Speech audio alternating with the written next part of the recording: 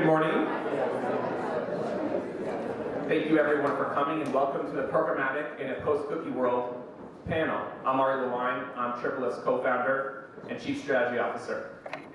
The reason we're here is the third-party cookies future is really uncertain. And meanwhile, this is the underpinning of our entire ecosystem. And unlike other seismic changes that we've dealt with in the past, whether it was the rise of mobile, programmatic itself, fraud and viewability, it was often led by a single constituent in the industry, whether it's marketers, publishers, users. This wave of privacy seems to be led by everyone. Legislators and governments are opining. It's become a political issue. Tech companies like Apple have made it core to their brand promise and identity. And of course, users have more questions than ever about what is this data and how is it being used. And so we felt it was important as an industry, we need to have a very open dialogue, given that this thing has such a massive impact on the future of advertising, and that we're ushering a new era of privacy-focused advertising. And so it's my great pleasure to introduce our panelists today representing all different sides of the industry, from DSPs, SSPs, data companies, and the like. So I'd like to invite our panelists up on the stage. And I'd also like to invite our moderator, Ronan Shields, who's the Adweek reporter who originally broke the story about Google and their proposed changes, of which the news came just a couple days ago. So I think this is a very interesting time to have this discussion in light of the way Google and other companies are making changes to privacy. Please welcome our panelists on the stage. Thank you.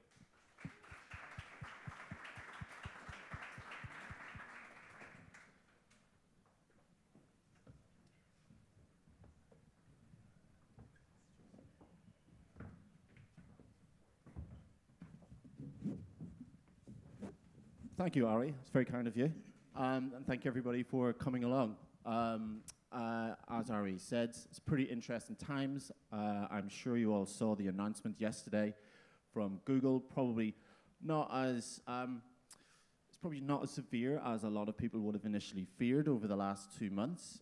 Just to clarify, Google have announced that they have committed to, at least, so there's been no firm timeline on this, that they will introduce an update to the existing Do Not Track tool, but this will be able to better distinguish between first and third party cookies. So users who do want to proactively block third party cookies can do so without using the utility of the first party cookies.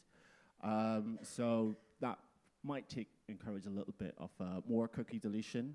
In addition, there is going to be a browser extension, I believe, where they let the public know just what we can all see about them and how that ad is being delivered to them. That might freak a few people out, but having spoken to a few people, I don't know. I don't think it's massively going to encourage any opt-outs. But I think probably most importantly and most ominously is they've more or less said, I remember when I was speaking to them, they were going to sort of declare war on fingerprinting, which has been a pretty popular method. But that was just a little bit of a clarification on where things are. And perhaps if we could kick things off by going to the panel, if each of you could introduce yourselves. And I don't know, maybe what you do at your company, and just a little bit of a gut reaction to yesterday's announcements. How about that? Hello, I'm Joella Duncan. I work for Equifax. I am the Director of Media Strategy for our Global Consumer Solutions business over North America. So essentially, I'm driving our media strategy to get consumers to purchase our credit products. My reaction to the news last night was a little bit of relief. I didn't expect them, honestly, to go super hard because they monetize as well using cookies. So I figured this might be a way to them to get ahead of legislation a little bit and be like, hey, we did a good thing. But yeah, I was a bit relieved, and definitely going to still be working on our first-party cookie strategies, as well as some deterministic matching that's not based on cookies, but was relieved to hear that last night. Jay. Yep. I'm Jay Wells with Merkle. I'm a senior director in strategy, and I suppose I represent an agency point of view or buyer point of view. Merkle is a unique media agency in that we have this very large consumer database of everybody in the United States with a whole bunch of attributes.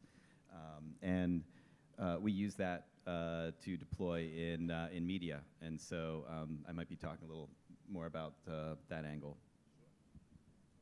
Hey guys, I'm Mike Balabanov. I'm the SVP of Sales for The Guardian for North America, 200-year-old newspaper. For us, based on I haven't dug into it as much as I probably should have before this panel. It doesn't seem to make a lot of impact based on the Google strategy of what they're doing with Chrome currently. So excited to talk about everything today. Okay. Hey, I'm Ari Paparo, CEO of Beeswax. We're a highly customizable bidding platform.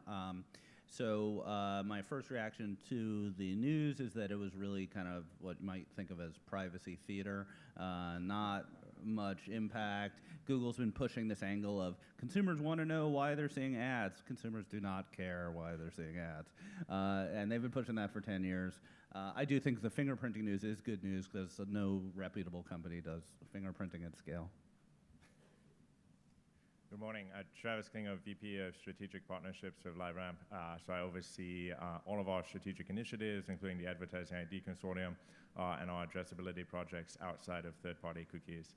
I think our view is, we certainly support the transparency. If users want to know more about third-party cookies, we're all for that. Users should have a right to know all about their data and control how it's used. Very much in line with Google's announcement along fingerprinting, I think we also agree, not a reputable tactic and something that the industry should move away from.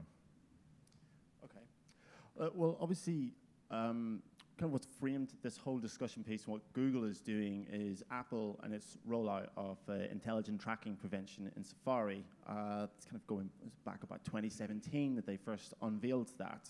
And it's slowly been getting a little bit more harsh and harsh as each iteration is rolled out. Maybe I could just put it to the panel if anybody wants to take a lead on this. How much have you started seeing a bit of, felt the pinch of ITP being rolled out? I mean, Yeah, I can start from a publisher perspective. We definitely have seen changes in the open market in terms of Safari buyers. We've seen a significant percentage drops in eCPMs due to the fact that buyers are still buying the same way. It's buyers need to change the way they're buying from a more contextual aspect and change their Safari strategy. So until that's done, it's kind of in our way. We're seeing CPM drops comparatively to the other browsers in the open market. Perhaps quantify that a little bit. Sure, 40-ish% drops in CPMs, so pretty significant. Safari, where it stands, is a smaller part of our user base, so it's not as big of an impact. But if Chrome, let's say, came out yesterday with rolling out the same protections, that would be really worrisome, I think, for a lot of publishers. Me representing the publisher side here on the panel. Sure. Anybody else? I think the talking point we should all have is that Apple is destroying journalism. It's straight up, like they're protecting consumers, which destroys journalism. Yeah. I am not saying that. Is one question I had, like when we were preparing for this, which I think is interesting, is maybe quantifying, how big this problem is. On the one source for browser market penetration puts Safari, I think 5% desktop and 60% mobile or something like that, and then Chrome is like 70% across the board or something like that. So Above 60 from the numbers I've seen, yeah. So I suppose if third-party tracking is deprecated across that browser, then that's a significant amount of data that the programmatic industry needs in order to create identity, right? So for us, we find that in Canada, actually more people were using the Safari browser.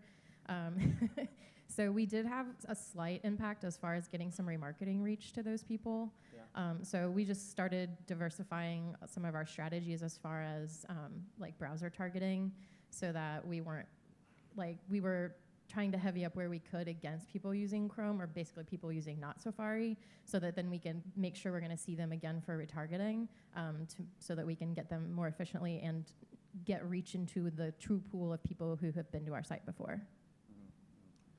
Travis, do you have anything to add to that? Or? No, I think we saw similar impacts on Safari. We've been focusing for the past year on how we can expand addressability to Safari. I think, as an industry, we need to look at how do we move away from the third-party cookie. It's already gone on Safari. By our count, that's about 30% of total internet traffic out there. And how can we move to whether it's first-party cookies or some kind of people-based ID that allows us to address Safari users in a privacy-conscious manner. So very much a strategy for us for the past year or so. Obviously, the timing of this event isn't by accident, and it was 2 months ago that that story that I ran that Ari kindly referenced. But from what I understand, I've been researching this piece since the very end of last year, and there's been like a working group put together since the speculation became quite widespread in the industry, should we say. How have each of your organizations been starting to prepare for this? Everybody thought it was going to be assumed that it was like, oh my God, ITP. Have you been like, nothing to see here, or how have each of you what was the worst case scenario planning? What was the doomsday scenario? I think that for us, obviously, we have a ton of data that we can access based on who our customers are. So what I started doing with our data and analytics team is really starting to get strategies together around building those first-party audiences, and also strategies around how do we modify our business model to get more people just to our site so that we can cookie them with our first-party cookies versus just relying on some third-party cookies. So that's the way we've done it. I think for me, it was a little bit more of me pulling some of them along because they're still just focusing on some other inter-business things with our data and analytics and just our tech stacks and stuff like that. So for me, I'm no, hey guys, this is going to really impact my business of getting people to you to be able to monetize and collect their data for other things. So we need to do this. But I would say that there hasn't been as much of an appetite from within the company to really get ahead of it. I'm kind of afraid that it's going to be a lot of people reacting to it once Google should go a little further than what they said with Chrome. But right now, because we haven't felt a very large impact with ITP, it's not been like a fire. So on the Merkle side, we've been pushing first party for a long time, and in particular addressability as a solution to that. We partner with LiveRamp and many of you, and I guess the perspective is if in the future there's going to be more of a reliance on maybe direct publisher partnerships to share that first-party data with organizations that have a large data set, like Merkle, and that's the product that we've developed called M1. And we're sharing a login ID state from the publisher back to Merkle in order to do that targeting. So it's these partnerships to share first-party data in a way that's compliant, which I think is the direction that some people may be heading. It's nicely set up for you, isn't it, really? Yeah, great. More direct publisher partnerships. No, for us, as any publisher, we're trying to grow a logged-in user base. Our model is a little unique in the publisher space because of how our revenue stacks, as we have a model of both advertising, reader revenue, and then philanthropy. So we've been looking at it in perspective of how do we get more logged-in users, but at the same time, we like to think of ourselves, and I think in news in general, context, I think, is coming back to being king or being more important. I think context for us is about the stories that people are reading, the contextual elements of where the ad is being shown. We value our users first and foremost at The Guardian. We have very low ad load, so for us, it's about how do we drive the right ad to the right context. And I think as we go forward, and as privacy, and we'll probably talk about GDPR and all those things later, possibly, when we look at it, for me specifically, it's about how do we really take a look at our user base, or 168 million worldwide UVs, and really drive those users in a way of saying where they're reading the context of the conversation, because I think that's becoming more and more important coming back to the olden days of advertising. Yeah, obviously, The Guardian is a bit of a special case. I don't know this predominantly a North American audience. I know The Guardian quite well because I'm also from the British Isles. But you talked about the low ad time. The Guardian is quite predominantly funded by the Scott Trust, which is a very benevolent organization, which means you can carry those low ad times. You ask for donations from readers. How much more of wiggle room do you guys have compared to, say, I'm not going to name one paper, but if you were a regular New York-based newspaper title, that would maybe rely more on that ad loads, higher ad loads. Yeah, I think it comes down to what we value. We value our journalism. We value our user experience. For us, we're not, one of the greatest things about The Guardian, I think, from, being there is that the idea is that journalism comes first, second, and third, and users come first, second, and third. So we're never going to do anything to jeopardize our users and jeopardize our journalism. As Ramona mentioned, we are a different publisher of a sort due to the fact that in 3 years we were able to turn around a story of losing $100 million to now making a profit as of last week. Had to call that out. Congratulations on that. Congrats. And I think from that standpoint, users are becoming more and more important, right? For us, we don't believe in paywalls. Well, we don't currently believe in paywalls, but I would say that there's not one coming in any near future. And I think it's about, again, the idea of how do we get our journalism to as many people in the world. And when it comes to that, it's also about then coming back to this conversation, is how do we get more logged in users? How do we get more users that are habitually coming to The Guardian? How do we get more users that are staying? And then giving us the first-party data in order to then drive addressability. Okay, my apologies for digressing. Ari, how have you guys been preparing for the last, 2 months? The apocalypse. So it was really helpful. Your article about the coming changes happened the day before my board meeting. So we had our nice board meeting, went through financials, et cetera, going well. And then, as we were about to adjourn, I was like, oh, by the way, there's this chance that it's all going to end and we're going to just, spiral out of business, and so is everyone else we know. So I'll let you know. I'll really answer your question, though. What we did, we created a little task force, and what we did, we're a buy-side business, so we just identified each aspect of our business that would be affected and what the remediation opportunities were. So we started frequency cap. Okay, we could probably use IP addresses. We could probably do something fingerprinting-like that's privacy compliant to try to reduce frequency. First-party data, maybe we'll rely on these guys. We'll figure it out. Third-party data, nope, not going to work. View-through conversion, not going to work. Click conversion, yeah, we can make that work. And we just, started working the angles and trying to figure out what we could do. The answer wasn't pretty, but that's kind of the mechanics.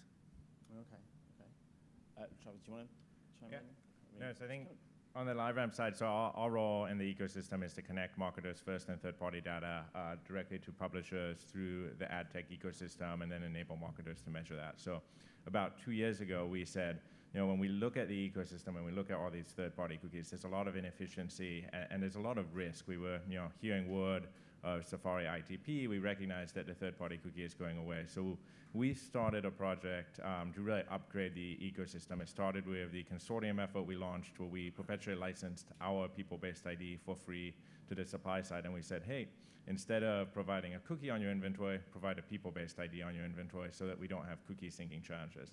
We followed that up in February of this year by making that free perpetually to all of the demand-side partners. And then over the next few months, over the summer, we're going to be releasing some new functionality that we've been working on for the past year that enables us to tie publisher first-party data directly to that identity link without the third-party cookie. So we've really been in kind of a process of upgrading the ecosystem so that it can transact on a people-based ID, and now making that people-based ID available on cookieless inventory over the summer. With the Advertising ID Consortium that you've been talking about, there's been a number floating around. So obviously, when that initiative first broke in, I think that was May 2017, there was a few signees up to it. AppNexus, MediaMath, notably part of it. They're no longer part of it. And we now have the Trade Desk with its own. We have DigiTrust with its own thing going on. Now, what's the differentiation here? If we are looking for one universal ID, etc. What are some of the deliberations going on about that? Because clearly there has been a bit of a sort of bifurcation of thoughts about these things. Yeah, I think our view is there isn't one universal ID. I think our view is identity is nuanced, and there's probably a half dozen IDs that end up in the bid stream. So today in the consortium, you have the DigiTrust ID, the Trade Desk ID. These are great cookie-based IDs. They have great scale. They're not going to perform in a Safari environment.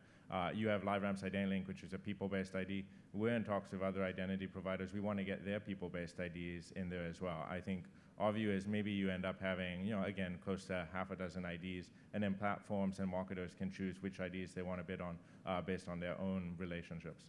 Okay, interesting. Well, we've all talked about this stuff contextually, but like as I said at the beginning, I think probably the lack of fingerprinting or the fingerprinting declaring war on that or opaque practices, as Google officially declared it. Who's this really going to hurt? Ari, I'm just looking at you because you're probably going to use a shoot from the hip. Who's going to hurt most by this? Who's fucked by it? Well, let's back up a second. So fingerprinting, basically not using the cookie, not respecting opt-out, but trying to figure out that the user is unique through a combination of variables that are sort of leaked from the browser, like what fonts are installed, what plugins are installed. There's lots of academic articles about it. There are websites called like miunique.net or something like that where you can check it out. So that's the baseline.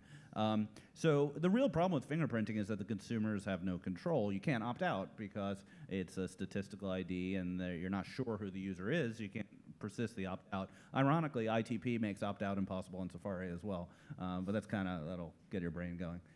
Who uses fingerprinting? I'm not going to name names. It's some cross-device vendors and a lot of ad networks. Okay, all right. Is anybody else noticing a few smirks up here on the stage? I think it's definitely going to hurt attribution partners, like multi-touch attribution partners. Okay. We use multi-touch attribution to help us optimize our media. And that was one of the big losses when Google stopped sending in some persistent IDs. I think it was back in 2017. We did see the halos change a little bit because we're having less touch points. And then I think that with what Google's doing, it'll also hurt the attribution partners. None of them have a solution to be able to collapse those stacks of cookies and things they see coming in and really match them up, as well as they'll start getting less data back in. And so then I think your models will be less accurate. I guess the people who are going to feel it the most are basing identity off of the third-party cookies. So what maybe like the Trade Desk ID or some of the other cookie-based IDs that you mentioned, Travis. Because if let's say 70%, if Chrome should drop that third-party cookie support, which they're not saying they're going to do, but if they do, that's like 70%. That would look like 70% of traffic is gone. Mm-hmm. So 70% of people just aren't there anymore. Data that you can't use to create that identity. And so I think the winners are going in the short term are going to be the people who can create that off of first-party data. And that's why I mentioned like the direct partnerships with publishers, because those are the people who are going to be able to have that. Mm-hmm. Long term, if it's a privacy thing, then we all have some thinking to do. Yeah, I don't know if you anything you want to add to that, Michael, or no? You're good. Okay.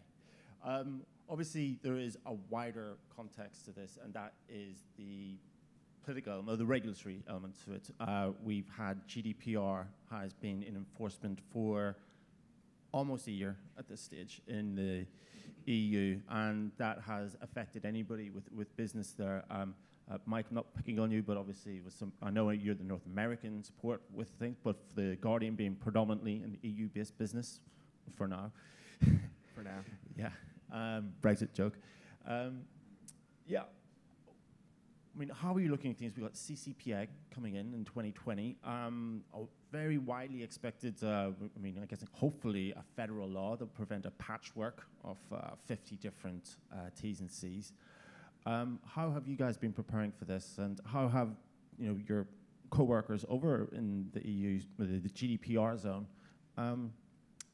felt the pinch of this again? Yeah, it's an interesting question, right? This is what I wake up thinking about as nightmares of data privacy. I think since I've taken on this role, I think there's a couple issues. I think, Rowan, you mentioned the right thing, like California Privacy Protection Act coming online January 1st, and then you have this patchwork of 50 states, municipalities having their own kind of idea, right? The difference between California and GDPR, right, is California is you opt out, right? GDPR is you have to opt in. One of the things that I think that is taken for granted, The Guardian spent a lot of time and a lot of money preparing for GDPR to go into effect. And I think one of the things is we're starting to think about what privacy means in North America and how GDPR, given that we're a British-based company, affects us from North America and outside of the EU zone data privacy protection, is that users in North America are not as predisposed to saying yes to opt-in The tests that we've run, we've seen significantly lower rates. So if you think about the UK and the EU, roughly, you're reading the trades, and what we've seen is roughly high 80s percentage point of people actually opting in. We're seeing, lower than that, I would say, significantly lower than that rates of acceptance in the US. And it's not people are saying no. I think that's the other thing, is that people are just not saying anything. They're seeing the pop-up, or they're seeing the browser, and they're just either keep reading a story and go away. This really is going to affect publishers, in my mind, specifically ones that are highly reliant on social, search, other places, which most publishers are, because if you have a user that's coming to your site and you just reading one article from a social post, if they don't click anything, and if, let's say, GDPR rules aren't compliant and you have to opt in, you can't monetize that user from a data standpoint.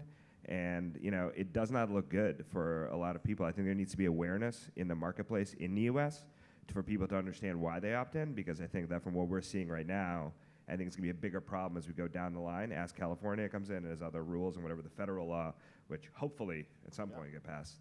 I think to us it's something that publishers need to really look at, because I think that it's a significant problem that could occur. So I'm guessing everybody here would be in agreement. Hopefully there's a federal law that comes in preventing 50 different T's and C's. In your ideal scenario, and maybe your worst case scenario, what would said federal law look like? I know, Ari, you and I had this conversation once, and you said GDPR was terrible because of the way it treated the cookie. Yeah, my personal opinion is that I think privacy law is important. I think the abuses to user privacy from data breaches and all these other things are really important for government to address. I think the fatal flaw of GDPR was treating the identifier, the cookie, as personal data. They said this identifier, which was 1, 2, 3, 4, is your personal data, and that just never made sense to me. And it also caused enormous amounts of the thrashing we've had in the ad tech industry, where we've tried to create these mechanisms for sharing these anonymous identifiers with each other only when we have permission. When that just doesn't make sense when you think about what the actual risk to a user's privacy is. Could you ever go back and find that individual based on that identifier? The answer is no. And the law goes even further and says that that if you hash it, pseudo-identifiers are also personal data, which makes no sense at all. So they took the tool that we use to actually protect users' privacy and not get their emails and not know who they are, and they made that personal data, and that caused a lot of the problems. Mm-hmm. And should it be opt-out or opt-in? I mean, that's a question up to everybody. I mean, it's what Michael is saying. It sounds like a lot of this is culturally, relevant, right? It sounds like you found some differences between European audiences and U.S. Yeah, absolutely. I think worldwide you see different audiences. I think it's on us, and it's on the industry, and it's on everyone to educate users about privacy. I think privacy education is important. I think users should have control over privacy, right? We all agree that we all want to have sort of control of some sort. It's about the fact that there needs to be much more education done with the user base in the US and other places where they now might be as familiar, and they might be just seeing headlines or whatever is happening as the latest data breaches, Ari mentioned, or some other data in the news. And I think that understanding why data is being collected, and I think understanding what that data is being used for, is important, because it's something that we value as a publisher. Our users, as I mentioned from the start, come first, second, and third, so their data privacy is really important to us. But it's about them understanding that without that, we can't make the journalism that they come and watch it. And I think it's that kind of, it's always that, kind of what is the publisher giving up, what is the user giving up, and what is the publisher getting out of it? It's that trade-off that needs to be balanced. Sure. It does sound like the more complex or onerous regulations are, the more it hurts the smaller businesses or the startups and less funded companies. The more it will actually favor very large companies who have a lot of capital to spend to navigate and create the systems needed to manage that. So I would hope whatever legislation comes about is simple to interpret and to enact. Yeah, I mean, GDPR has just been, It's very expensive. expensive, confusing, then sort of translated into, I think, probably about 15 different languages, and I don't think anybody still really knows. I mean, look at the transparency consent framework. It's just a bit all over the place, is it not? I mean, I don't know how many people have you dealt with it. They released another version. People probably still don't know. How do you think, here in North America, the industry could learn from that confusion? Well, so highly regulated industry that I'm in, we're audited often. We have entire governmental bodies dedicated to governing what we do. So we're really used to the opt-in, opt-out scenario. Currently, people have to opt in. So we're doing it the right way, but the thing is to your point, people don't understand the legislation. They don't even understand. About the public, or are you talking about the industry? Maybe both. No, the public, they don't get it. It's really complex. It's a huge, big old paragraph. They don't want to take their time to read through it. Yeah.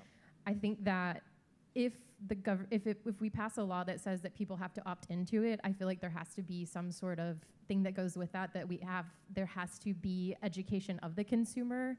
I'm not sure how it would be done and who would pay for it, but I think it could really hurt people because they don't even understand that, like, to his point, your cookies don't really say who you are. It just says that, like, you're this little person on the internet who does all of these things and that's attached to you, but, like, I have no idea who you actually are. So I would hope that the law is opt-out because every time we have to put something in, like, our sales funnel or our site that's opt-in, we see huge conversion declines. And I don't even think it's because people are actually reading it. They just get nervous about saying yes to something. So I think it could cause a ton of problems, and I think that it needs to be at a reading level of, like, a 5th grader so that most of America can just understand it in, like, the 30 seconds or 15 seconds or whatever they feel like they have to dedicate to it. Okay. Travis, you think? No, I was just going to say really quickly, I think we also support an opt-out framework, but I think this is also a chance for the industry to do better. I think, we may have not offered the best privacy controls over the past years. If you want to opt out of ad tech today, there's 300 cookies, fun way to spend your afternoon, making sure you know all these companies you've never heard of as a consumer, never buy a new device again or accidentally clear your cookies. That's not a great process. And then if you want to opt out of third-party data, it's even messier. So we as an industry need to say, well, how can we make it easier for consumers to control their data? If they do want to do it, they should be able to easily see who's tracking them, be able to opt out at a persistent level. They should be able to choose which third-party data segments they're in. When we ran aboutthedata.org, we found most people did not opt out, but they would correct it. They'd say, hey, you actually got this third-party data piece wrong. I'm interested in this instead. So I think if we can do that, we can kind of spearhead this regulation in a way where we can make it favorable to industry, but also very favorable to the consumer. So I think in some ways it's a bit of a wake-up call. We need to do a better job of self-regulation. Okay, I think we've got running down the 5-minute mark. We've got 5 minutes left on the clock. I don't know if you guys will be open for any questions from the crowds. I see a mic over here, so if there's anybody that feels particularly strongly, feel free to maneuver yourself up here. We've got one right here. Okay, one right here. Thank you. Thank you, guys. So could you say your name and who you represent, if that's Sure. okay? My name is Apoorv Modi. I work for a beauty company called Coty, and I'm on the media team there. It was very illuminating, the discussion. As an advertiser, in this post-cookie world, there seems to be Google has the full integrated tech stack. They are in that position through luck, through good planning. Is there any really strong rational reason to not move to a completely Google integrated tech stack because it's people-based ID? It will continue working well. So just to clarify, you're saying why not move to a full Google-controlled ecosystem? You think that works for you as an advertiser? I'm not saying we do that. I'm just asking. Okay, fair enough. Good point of clarification. I guess I have to take that. So it's really there's nothing wrong with using Google entirely. It's really a short-term, long-term thing. In the short term, it all works. In the long term, you'll have no choice, and they can charge you whatever they want. Does anybody else have any strong feelings on that? I don't have any strong feelings. I mean, Merkel's a big partner of Google. And I guess it's implicit in everything that we've been saying here that that's an option because, if Chrome does away with the third-party cookies, there will still be the Google ID. And so Google will really strengthen its market position. But yeah, what Ari said is true. Like, what's going to happen down the line when one entity controls the identity and the auction and everything in the supply chain, there's some trade-offs there. That was going to be my sort of final closing question. Was going to be, do you think this is the death of the cookie? Was yesterday a get out of jail free card, and it's only just a matter of time? It could be 2-3 years. I remember speaking to some people in the run-up to yesterday's announcement. They were kind of saying, look, it cannot be long. So, Mike, I saw you were about to... Yeah, I was just going to say, we're a big Google partner as well, but the bottom line is that if you don't have competition in any industry, then that's not good for the industry, right? So if everyone... I don't think Google would say that they want everyone on board fully, because competition is really important in general. But, back to your question, Ronan, I think that as we all talk about, we need to be in a place where we're more privacy compliant as an industry. We need to make sure users understand the data that they're giving up in order for the benefit they're getting from whether reading an article or getting some benefit from somewhere. I think, to me, it's that trade-off, right, between they're giving something up in order to get something, but they need to understand what the value is, right? And I think that there is 300 different cookies, Rob, right? No consumer, average consumer, is going to understand the 300 different places their data is being stored. It's not. So while the announcement wasn't as we thought, draconian in a way in that sense, I think in the bottom line, we're heading to a world where we just need to be better stewards of users' data as the industry. And I think that having that a clear, concise, clean way of doing that is something that we all should strive and work for. Okay. If we're talking about a post-cookie world, how much longer is the cookie going to be around, in your opinions, as to anybody? Does anybody remember CookieGate? And I'm talking like 2000 or 2001, 2002. Okay, so there's this big thing called CookieGate, all right? Congress was all flustered about what cookies are, because you're putting cookies on my machine. Why do you got your cookies on my machine? And so I remember, at that time I was working on, my client was the Office of National Drug Control Policy, which is a great governmental initiative to reduce drug use among youth. And so because we were using the government's money, they want to understand the cookies that you're advertising, the money is putting on my machine.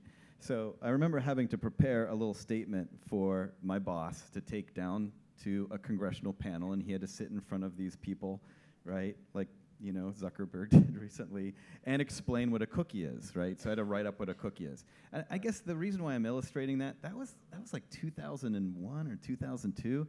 That's like ancient history in our digital world, right? And yet the cookie is still here.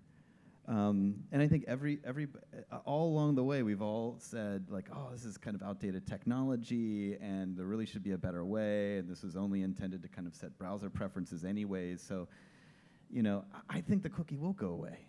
But I just, because there has to be a better solution, I just think there's inertia. It's just going to take a while.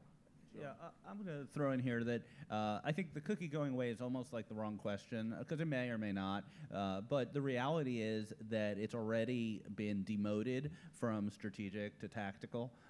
If you go back 7 or 8 years, everyone was talking about, oh, we have to do our DMP integration because it's strategic. We have to have all of our data in one place, even though that data was 99% cookies. And now you're in, what year is it, 2019? Majority of digital ad impressions are non-cookied. TV, in-app, in Safari, in the browser pane that's launched from social on your phone. All those environments have limited cookie ability.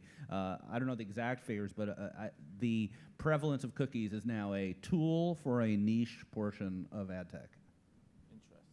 Okay. I think a rose by any other rose is still going to smell as sweet. So even if the cookies go away, I don't think that marketers are ever going to give up a way to type people together in order to target them. I also think we do need to be really good stewards, and we need to do a better job of letting the public know how us understanding kind of who they are and what they're interested in is a benefit to them. It makes their experience better.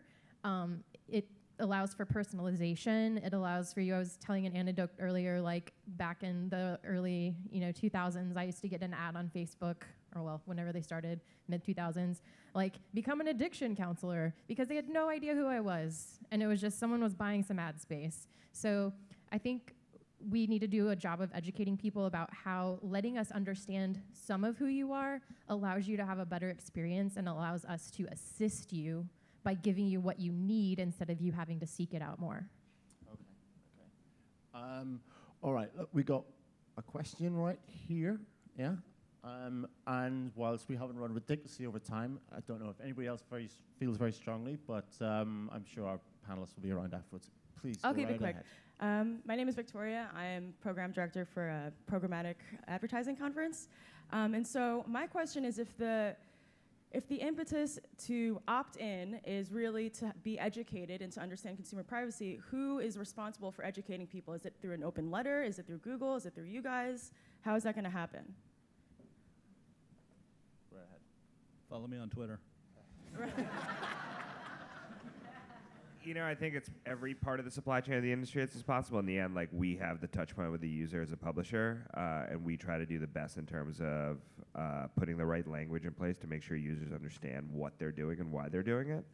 But I think it's bigger than that, right? It's the idea that data has become such a negative buzzword around the Middle America and around the U.S. that people are just, people are scared of what they don't understand and what they don't know. And we made this, as we talked about, a complex cookie gate industry here to do that. So I think the onus on all of us to do that, and I don't know who pays for it, and I don't know who does an education campaign in that sense. Maybe the government. But I think in general, we have the touch point with the user, so we have some onus, but I think everyone on this, in the whole supply chain, has onus to make sure that users are educated in what cookies or what data is being collected about them. Kylie Jenner. We need Kylie Jenner on were at Instagram to explain what a cookie is. Are you trying to get Firefest going with cookies? I think ONDCP can also say an Office of National Data Control Policy, so maybe you can go back there. Let's do it together. Let's do it. Glad we all arrived at this epiphany together. Travis, you. I was just going to say, I think it's also up to all of us in this room here and in the ecosystem to make sure we educate not only the consumer, but also the government. So there's a group of folks who are going to be writing legislation on this. I've gotten to go to DC a few times. I can say they don't fully understand how the programmatic ecosystem works, or RTB. But we need to educate them on that, because I can tell you Google has a couple hundred lobbyists in DC giving their perspective. And all of us here in the room have probably a slightly different perspective and want to preserve competition. So I think we need to all collaborate together to make sure that this ecosystem that we all work in and that provides so much free content to consumers stays around in a few years. Okay, great. Well, look, everybody, thank you so much to our panelists. Thank you for all coming along. Perhaps I'd like to give our panelists a round of applause. I'm going to hand over to Ari to close out. And yeah, thank you.